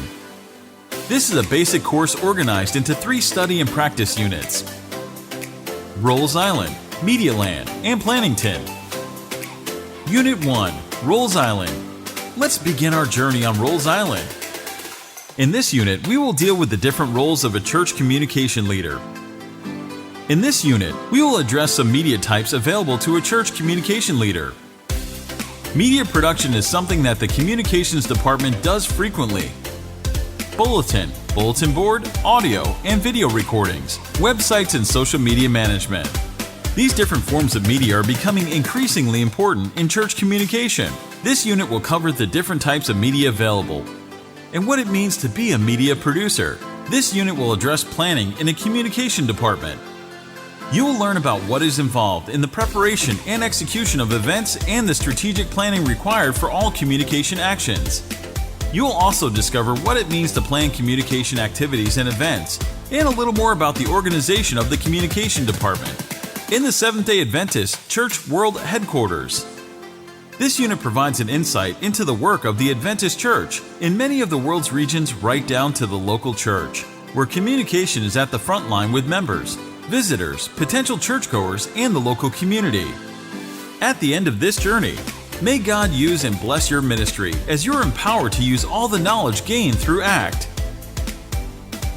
This is how we are using communication for mission.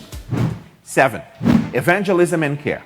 Adventist.org is becoming a fully evangelistic website. We have observed how Adventist.org and our official social media channels have become the digital home of the Seventh-day Adventist Church.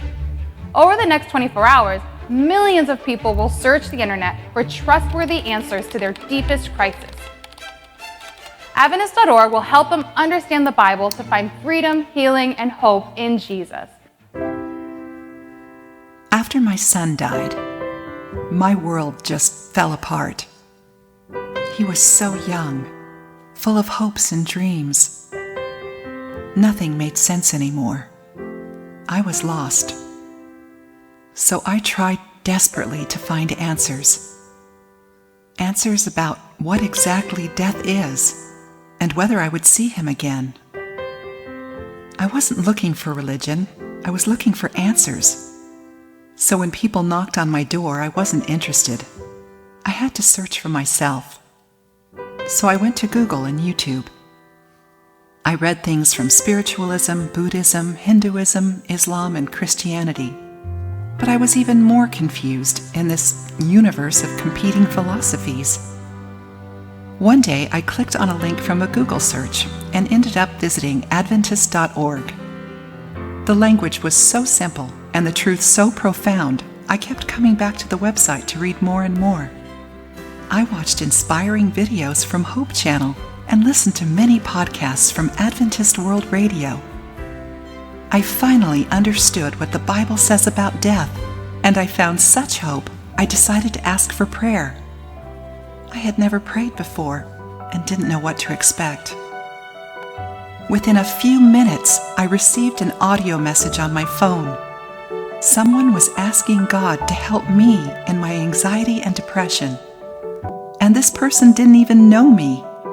Why did she care so much? How was it possible that my pain mattered to her? That's when I met Susan. We talked on the phone and she helped me to study the Bible. No one warns you about the impact of the Bible. My life was turned upside down when I understood who Jesus was and how much he loves me. Nothing would ever be the same again. I am no longer in pain, and one day I will see my son. And then I met Judy.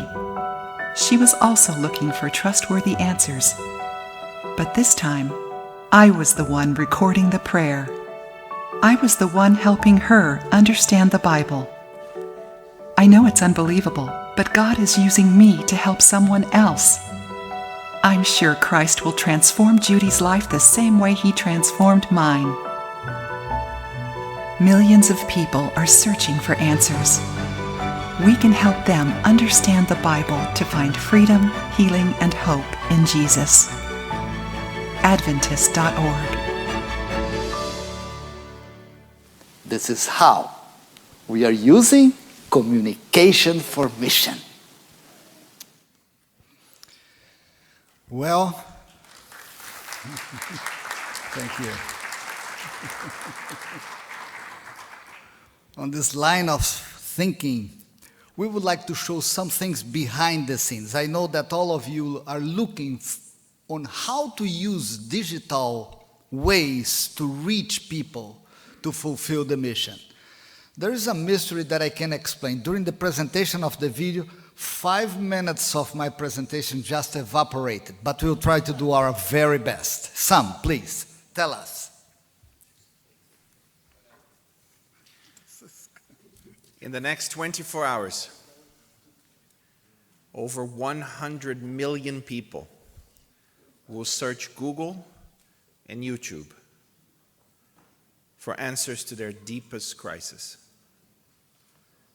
You and I, as leaders in this movement, have to grapple with that fact.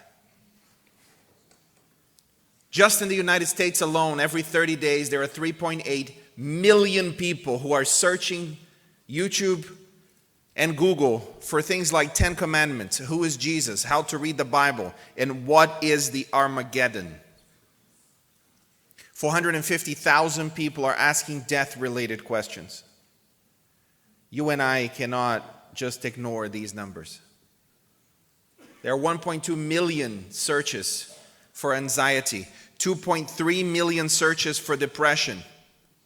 These are people that are struggling at home and they are searching for answers that only the Bible can provide eternal answers for these questions.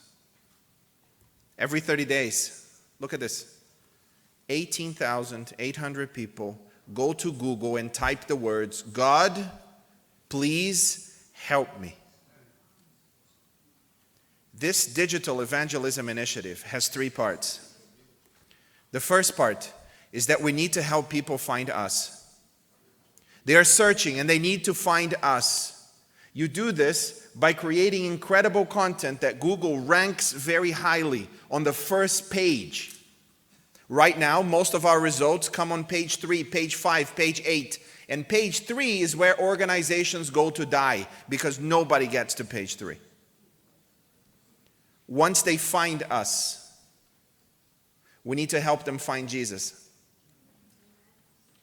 AWR is already building a center for digital evangelism in the Philippines, and it's already operational, where there are people answering those that contact us immediately. Right now, most of the Bible correspondence schools from the different parts of the world, they have a 24 to 48-hour turnaround on answers. What happens when a friend of yours contacts you on the phone and says, "I'm struggling with this," and you take 48 hours to reply? The message you're giving is, "I don't care." And it's just not good enough. The third part of this project is helping people find others. Every member should be helping someone else understand the Bible. These are the 3 phases. In order to achieve these, there are 2 strategies. One is a search engine optimization content development strategy. Building a lot of content that addresses people's needs. And studying this content from week to week. This page on this topic, how did it rank last week? We've made these changes. How did it work this week? Is it on page 1 yet? No, let's do better. The second part of this is CRM. And this does not stand for Customer Record Management. It stands for Customer Relationship Management. We've been working over the last 2 years on investigating technology that could help us with this. John is the Director of Global Software and Internet for the General Conference, and he will try to explain what the difference is between record management and relationship management. John. Well, just briefly, many of you probably have in your desk maybe a box with a lot of business cards of contacts. You could consider that very similar to records management. Basically, you have a list of people who you have contacted in the past. In this age of technology, we are way beyond that kind of a system. What we need is something that we can use to facilitate people connecting with other people digitally. And when we begin talking about things like that, we are talking now about a relationship management type of technology where people who are interested in interacting with digital missionaries and members of our church can talk with us in a digital environment easily. Something that makes it easy for our church members who are doing ministry to learn one technology and then interact with people who are using a variety of technologies that they are familiar with. So this is the sort of thing that we are looking to do for our websites and other digital media projects so that we can do a better job of reaching people. Thank you, John. Do you know exactly who's contacting you and what relationship they've had with other parts of the church before? So when somebody leaves the Hope Channel website and comes to Adventist.org, we have absolutely no idea what previous interaction they had with us. We have many digitized projects, but no digital project. This is going to change that. There are 3 things I would like to leave you with. The first is there is no such thing as a magic bullet for mission. When radio came, some people said, this is it, radio's going to finish the work. Then when television said, this is it, television is going to finish the work. Now digital is going to finish the work. There is no magic bullet for evangelism because chatbots are not going to finish the work. It is people empowered by the Holy Spirit. Finally, there is nothing new or innovative about this initiative. Companies and organizations have been using all of this technology to sell us product for years. It is about time that we make use of it to bring the eternal gospel to every human being alive, all 7.8 billion of them. Brother Chair, before asking the proposal for this document to be voted, I would like to invite Pastor Juan Prestol to make a prayer for this project, please, if you can come. While he's coming, we publicly would like to recognize the institutions of media that have supported and engaged on this. AWR from Broadcast to Baptism, AVS for the commitment in recruiting people, ASI for the support on digital mission, Hope Channel for opening all the videos for us to share, Adventist Review for the partnership in sharing news, and the divisions and departments. Thank you very much. May God bless all of you. Let us stand for a prayer.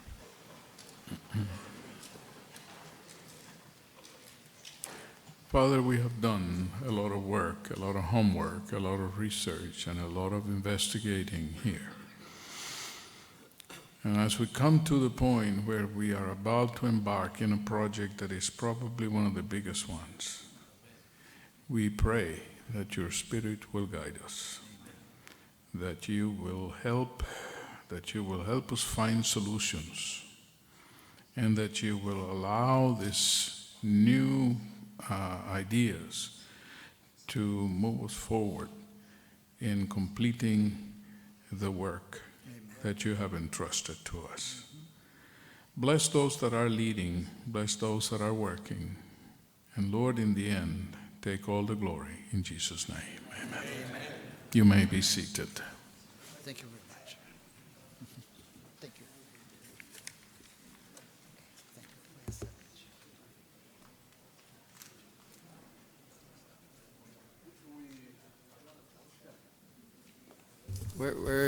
I move to record and to approve this report. Okay, but really what I'm interested in is that we affirm this digital evangelism initiative. It Yes. is going to be something extraordinary, and you will see reports over the next year or two. It's going to be unbelievable. Search engine optimization to increase when somebody goes to Google and they type in Ellen White or they type in Adventist. What will happen is that all the good sites will pop up the highest by God's grace. But it involves a lot of investment, a lot of content. The other one is customer relations management, how to gather the information from different people legally, appropriately, in order to help funnel them towards truth, Bible truth. So this is a very exciting project. All right, all in favor of that, please say aye. Aye. Opposed, no. Thank you so much for your cooperation. All right, we have one item here that has to do with the ADRA project. with every child everywhere in school. We have a handout that is going to be given to you, I hope, right away. Somebody is supposed to be passing that out. I don't see any movement. Okay. Now I see lots of good movement. All right. We don't want you to edit this.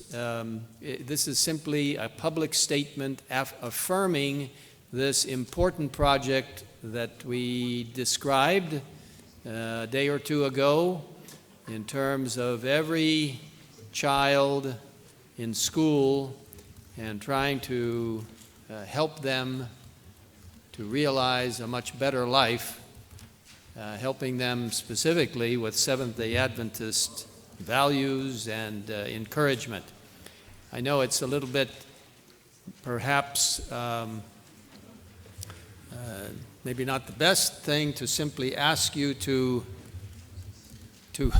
approve something which you're not going to edit, but it has gone through an editing process. It's simply a statement that we can then say the Seventh-day Adventist Church is fully behind this very special project. So, Williams, would you like, or Jeffrey, you want to move that we accept this? Yes, I move, Mr. Chairman, the reception of the statement. All right, I think I heard a second. Maybe we just, it's not long. I suppose we can read it. One of you want to read it?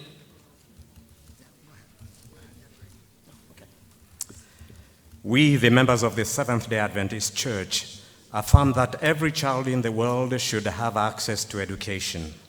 God has entrusted the least of these, Matthew 25:40, and especially children, into our care. As followers of Jesus, we believe children have a special place in his heart. Jesus was a teacher who made his priorities very clear when he said, "Let the little children come to me, and do not hinder them, for the kingdom of heaven belongs to such as these," Matthew 19:14. The power of educating a child is immeasurable. When you educate a child, you don't just change one life, but also the life of the family, community, and the future generations. Global studies on education show that a child who is out of school is at increased risk of early marriage, teen pregnancy, and child labor. They are more vulnerable to such things as abuse, crime, human trafficking, and recruitment by militias. Without education, disadvantages persist, and the children become trapped in intergenerational poverty. Education enables children to exercise their human rights and restores in them the image of God. The Seventh-day Adventist Church, for this reason, has partnered with its humanitarian agency, the Adventist Development and Relief Agency, in their advocacy campaign, "Every Child, Everywhere in School." It is time for us, together with parents, families, churches, communities, and governments, to take greater responsibility for the education of children. The call is for every child to be in school. The call for every child to be in school is a clear affirmation of the value of each child. Every child is a child of God. Every child deserves the opportunity to live a life of dignity and purpose, free to develop their God-given talents and dreams. Regardless of religion, culture, ethnicity, financial capacity, or any other factor, we want to see every child everywhere in school. All right, it's rather nicely said, don't you think? And may I prevail on you to vote this? Is that all right? All in favor, please say aye. Aye. Opposed, no. Wonderful. Good affirmation. All right, you have what you need now to let people know. All right, we're going to call John Thomas for a very brief item, but a very important one. I want to get the award for being the quickest. On the screen you will see under number 2 a listing of at-large delegates for General Conference Administrative Committee, retirees and young adults. We have had more retirees than we anticipated, so in that section, these are the new numbers. Mr. Chairman, I move we adopt the new listing of at-large delegates. Okay, you may win the record here. Any comments or questions? All in favor say aye. Opposed, no. You get the prize, John. All right. Yeah, AWR will give you 2 prizes. How's that? Okay. 2 gifts. All right, now we're going to go to Jerson and hear a report on nurture and retention, a summit that was held, a very, very vital aspect in our attempts to conserve as many church members as possible. Sorry. Can I speak from here just to Yes, save some please. time? Sorry, go Thank right you, ahead. Mr. Chair. This is a quick report regarding the second Nurture and Retention Summit held back during the spring meetings. You have this material in your agenda. If you don't have time to find it right now, don't worry. I'm not going to read the whole document. It's 4 pages, just a few lines on the 4th page, but I believe it is extremely important. And before I move, Mr. Chair, I just want to give a quick synopsis or summary of the whole document.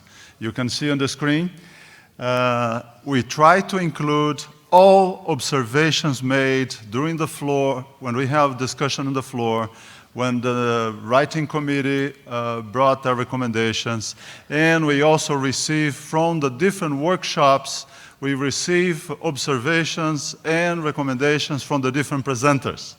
So the writing committee tried to summarize, and then the Nurture and Retention Committee spent hours again in small committees organizing all this data in this document. And this document is organized in the following format. And I'm going to explain to you, it's very simple. It basically has 2 parts. One is very simple recommendations for the local church. The second part, there are 8 specific recommendations for church organization or the administration. So one is for the local church, and the second part is for the church administration. I'm just going to mention the first part, which is the process for the local church. We believe there are 3 important parts that should be included in the process to have a strong nurture retention program and discipleship. Number 1 is implementing a systematic process of discipleship. Number 2 is a strong and warm environment to nurture the congregation, the members, and the newcomers. Number 3 is to develop and implement a strategy for reclaiming former members. And the 4th part is just to have an assessment to make sure we are doing what we're supposed to do. And if you are not sure, Jesus said, go and... Oh, no, you're not with me. You're too tired, I understand. Long time ago, Jesus said, go and make disciples. So I have 3 questions for you. Number 1, are you doing what the Master told us we're supposed to do? Are you making disciples? That's the question for your local church to answer. Do you have a process of disciple making? Number 2, if you answer me yes, I'm going to ask the second one. If you say you don't have it, I'll tell you go and do what Jesus told you to do. But if you tell me yes, we do have, I'm going to ask the second question. Describe. Tell me, what is the process you have? After describe, I have a third question. Is it working? And this is why we need to have an assessment too. Well, this summarizes the whole document, and I move, Mr. Chair, that we receive the recommendation from the Nurture and Retention Committee. All right, it's been moved and seconded. Any comments? All in favor, please say aye. Aye. Opposed, no. Thank you for the diligent work that has been done. It's exceptionally important. All right, Larry Evans, if you will come. Larry has been spearheading what we have known as special needs ministries, and I want to thank all the divisions for the very special emphasis they have given to reaching out, not only to accommodate people who have special needs, but also to, most importantly, to enlist them in the mission of the church. And we have seen phenomenal growth in this area. However, recently we changed the name, and you'll be hearing more about it, and I'm sure Larry will share, to Adventist Possibility Ministries, so that people feel fully empowered to engage in the mission of the church. So Larry, tell us more about it. Yes, just real quickly, I was asked to just give you a little bit of insight into the new name. You know, names say much about an organization and how we will go about the mission that has been entrusted to us. Names need to express the core identifying values of the organization or of the particular ministry. For years, the ministry that I now represent was known as Disability Ministries, and it served well. Focus was trying to help people with the disabilities accommodate stairs or platforms or hearing devices or that kind of thing. But when I began working with the deaf here at the General Conference, well, first of all, years ago, I knew that they really didn't like the name disability. The deaf do not like to be considered disabled, and they resisted. And so in 2011, I believe, when I took on the deaf on the side of my other responsibilities, I spent a lot of time with the deaf, and I began to understand that they actually preferred special needs ministry over disability ministries. And they still didn't like that. They have a challenge with that. The deaf see themselves as a unique culture. But by 2015, we began to work full-time in the area of special needs, and we began to study what the Bible and Spirit Prophecy says, and that number from the deaf and the blind grew to 7, and that group became even more diverse. 7 different ministries, all the way from the deaf and the blind to the physical, the mental. It included the orphans because there was no one coordinating on the various orphanage work that were being done. And then who was really working with the widows? We worked with women's ministry, but they were not working with widowers. And yet that is a part of a needed ministry as well. And then we were concerned about those who were caregivers, those people who took care of all those people, because if they burn out, if there's not some kind of support system for the caregivers themselves, then the others are left out too. So as the ministry expanded, the needs of the group also expanded. About the time we were looking here, we began to realize that what we really needed to do is to change the way we think, because the way we think often results in the kind of actions that we follow through with. And so as I was contemplating that, I received in the mail an interesting book written by an Adventist girl. Actually, I call her a girl, but she's the same age as my sons. Actually, they went to school together. But she wrote this book, says, "Do not call me special." Now, let that sink in for a moment, because we were calling a special needs ministry, and she's saying, "Do not call me special." You see, she has epilepsy. And because of that, she was told through her life by her parents that she could do anything. At the same time, society was telling her she couldn't do some things. So she wrote a book about this, and let me just read you just a couple lines that she wrote here that I thought was very important. "My parents forgot to tell me I was handicapped. They forgot to tell me what I couldn't do. They forgot to tell me to feel sorry for myself.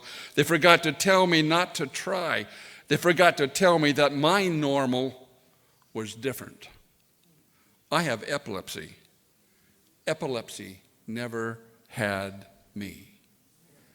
Let that sink in a little bit, and the timing is uncanny. And because as we were looking about thinking with possibilities, she writes in and tells me, don't call me special. And so things began to gel, and we began to talk to people around the world in different ways, and discovered that there was a very strong support for the name Possibility Ministries. I know it's different. I know that, and you know that. It doesn't fit in with some of the ways we usually call things, but what is important is that it identifies the people for what they can do, not for what they cannot do. And so this ministry is built around the idea that we believe in people, and that sure, all ministries have possibilities. But these people themselves need to know that we believe in them, and that means our response to this kind of ministry is what? To feel sorry for them? Simply to build ramps on stages and that kind of thing? No. Our idea is to provide opportunities for their mission. For you see, names say much about an organization, and then how we go about the mission itself. So, inclusion must lead them to being able to be involved with the church's mission.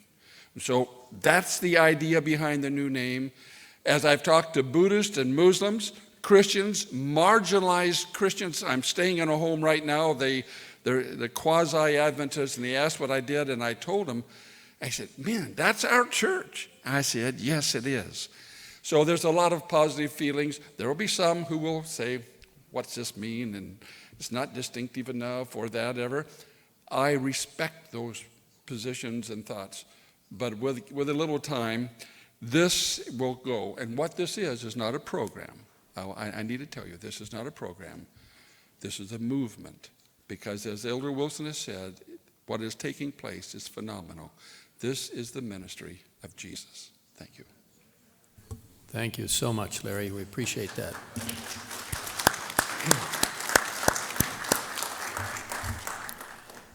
We have come to the end of the agenda.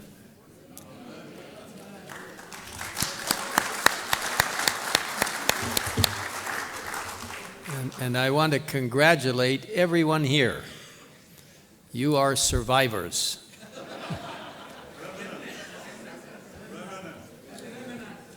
The remnant, yes, you are the remnant. And we praise God that you are here. As we close, we would normally read a section of Spirit of Prophecy. We've done that before. I will read one paragraph. If you have your notebook online or in your digital format, or if you have a booklet, it actually comes from the book that we passed out to you on Sabbath, or had you pick out of the chair where you were seated, and it comes from Faith and Works, page 61, and actually it's the very last page in your booklet or in your electronic app for the agenda. It's on page 138 of our agenda. And the second to the last, good. If on the screen we can go to the last page, which is the next one, or however you want to advance it.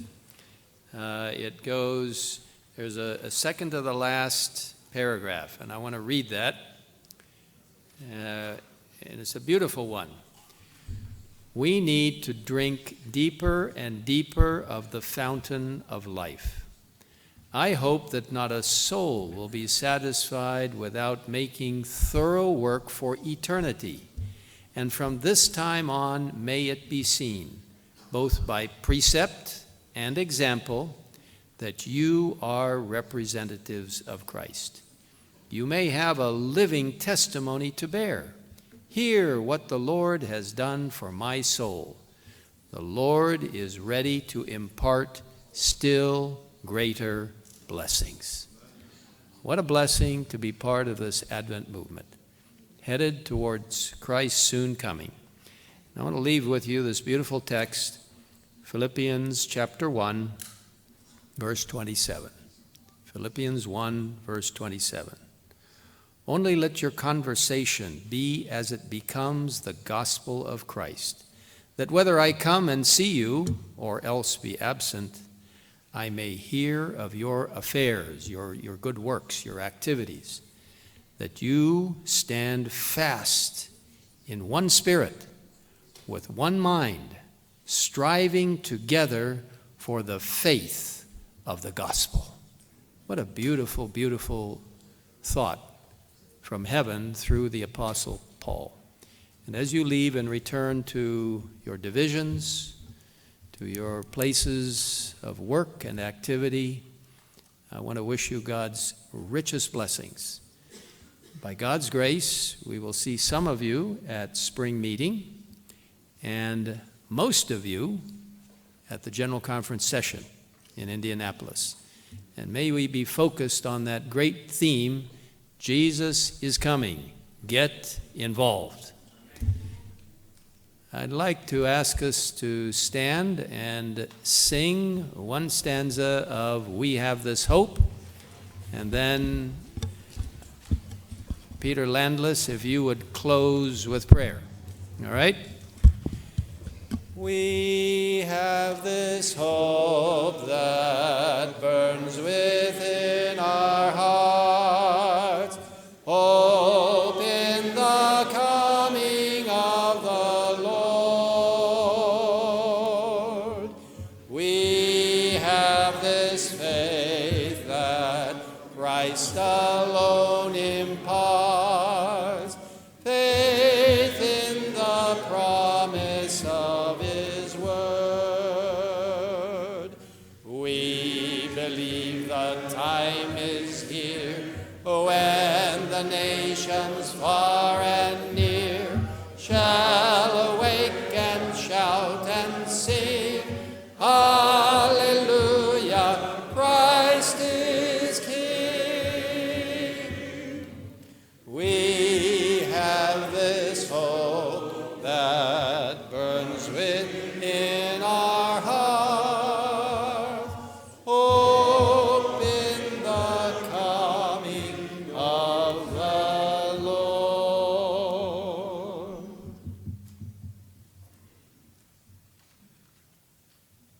Our gracious, loving Heavenly Father, we thank you that you have been with us over these days. Thank you that you have again proved your faithfulness by allowing your Spirit to visit from heart to heart. And Father, as those beautiful words and melody fade into the background, thank you that we have this hope, that we will see you and that you will take us home. But thank you that there is a work that needs yet to be finished. And so we ask you to take us because we cannot give ourselves. Keep us focused, faithful, and energized in this work because we cannot keep ourselves for you. And then, Father, as we seek to grasp and to do and to tackle every opportunity you place in our paths, we ask that not only us, but those for whom you have given us the opportunity to labor may be saved in your kingdom as an unbroken family.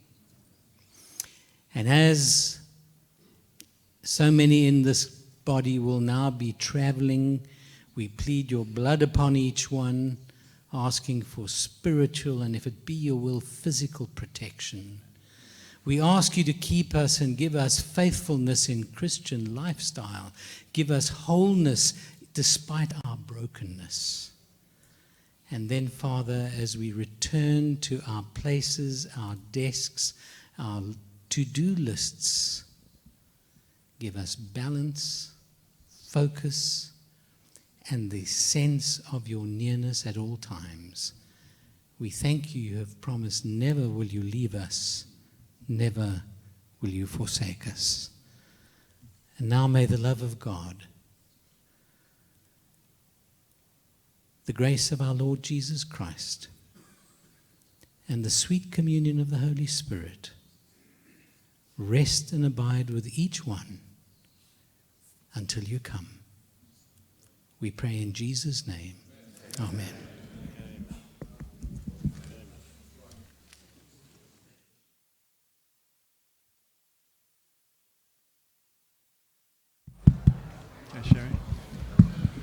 I need to announce that the shuttle